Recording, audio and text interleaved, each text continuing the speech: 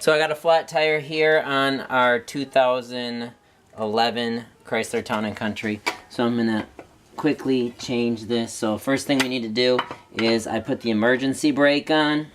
For safety, after I put the emergency brake on, I have this board that I kick that under the tire to reduce any rollback. And then I'm gonna go through and loosen these lugs. So once we have those loosened, then the next thing we're going to do is we're going to jack the car. So I have the jack right here. Safety first, so after you notice they have a flat tire, if you can pump it up and you can get to somewhere that's flat.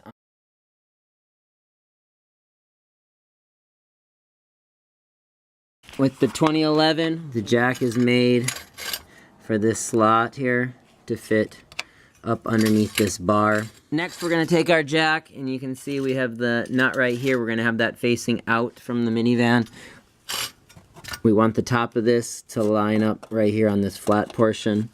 And then we're going to have this little gap here fit up along here. As you can see, there's a little ridge there. If you have a board, sometimes it's kind of nice to have a board. I don't really like to apply that pressure. I've had it before where these actually curl over, if that actually seats into this on my other Dodge, and then you end up having rust issues. But I'm just gonna jack this up here. Right now I'm just doing it by hand until I can get it in place. So I'm gonna lift this up into place, and once we have that, now that we have this in place, the next step will be to jack it up. So we're just using our jack from the car and the wrench that was supplied. Our lug nuts are loosened. We have our emergency brake on. I placed a board in the back on the opposite tire. And now we're just going to crank this up to lift that tire.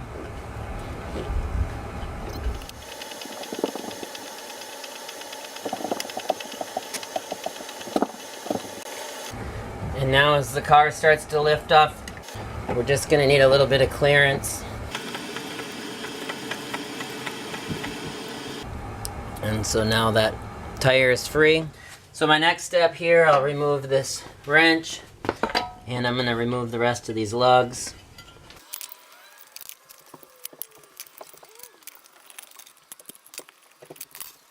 So now I can wheel this tire out of the way.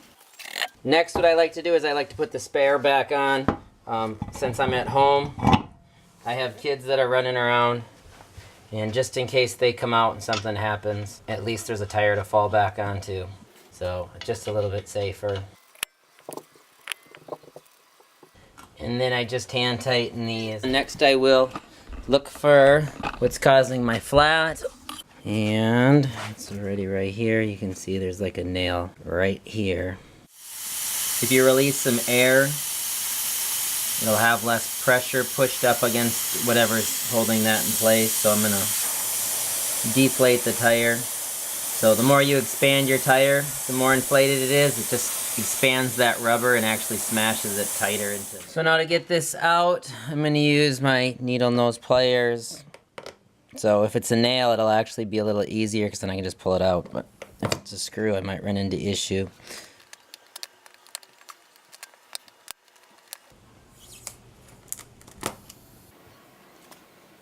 So that is it. It was a screw. And then I have a slime tire plug kit. So I've used this a few times. So we have this little ream bar. So that's the first thing I'm going to use. So you're going to get that in there, and we're going to spin that down.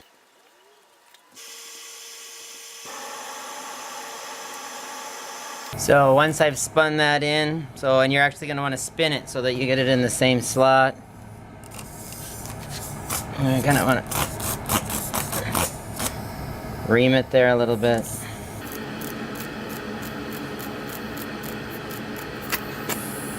And remember that angle.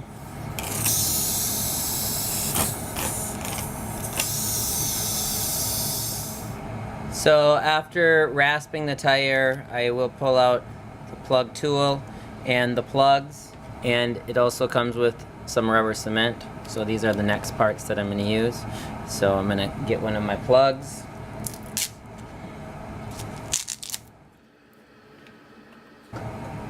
And now that I have this, I'm actually going to feed it through here.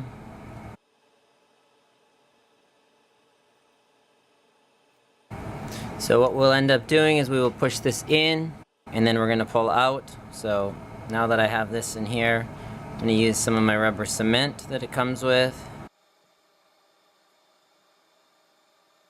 And I'm going to coat this with rubber cement. And I always like to put a little here. So we're going to push it in. And it's going to go about 2/3 of the way in. Okay, so now I've shoved it in. And then with a quick motion, we're going to pull it out. And it should stay in there. So I pulled that out, and now we have that sealed in there. Next, I go through and make sure I have everything capped and cleaned up. Tire safety kits are nice to have in the car. I've been out before where I'm out on a dirt road and have actually run into a piece of rebar one time and was able to fix the flat so I could get home instead of being stuck out, 10 miles out in the middle of nowhere. So next thing we're going to need to do is we're going to fill up the tire, make sure there's no leaks, and then we're actually going to cut this off. And we'll cut that flush with the tire. And this was also one of the slime products I got. I highly suggest having an air pump, a portable one. I keep this in my car, and it has saved me on 2 occasions. So definitely worth having, and there's nothing nicer than getting a flat, fixing it right there, and just being able to continue on. So we're going to fill this tire full now.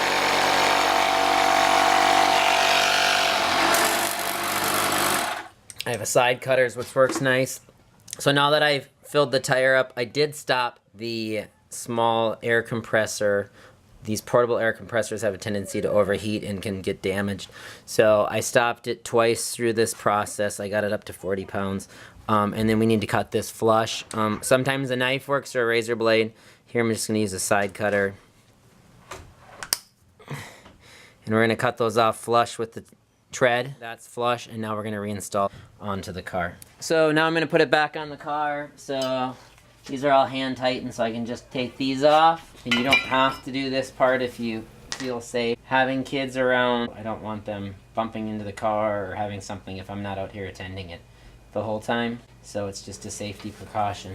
You can also lower it down onto the tire if you want to feel safer. Sometimes it's a hassle to get this spare out, so you might not want to do it. I already had the spare out, so it makes it nice and easy for me. And then we're going to wheel our tire back over.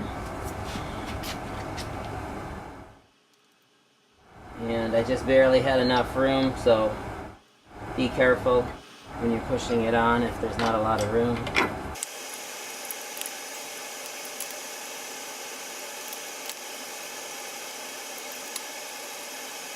And then we don't really want to tighten these too tight while it's on the jack, so that should be good. And I'm just going to lower the jack down now.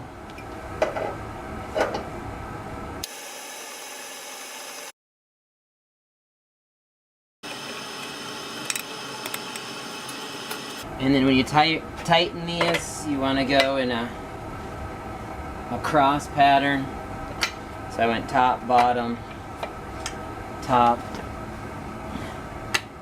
side.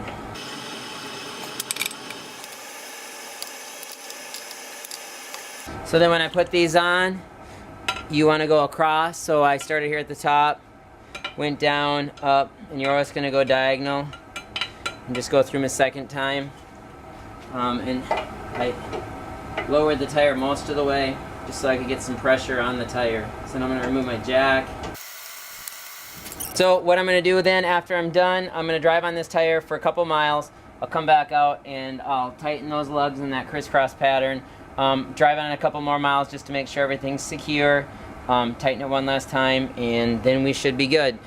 Monitor, make sure that this tire isn't leaking any air. I have it at 40 pounds. I'm hoping it stays at around 40 pounds. But monitor that tire. Best of luck. Please watch one of my other videos, and please subscribe.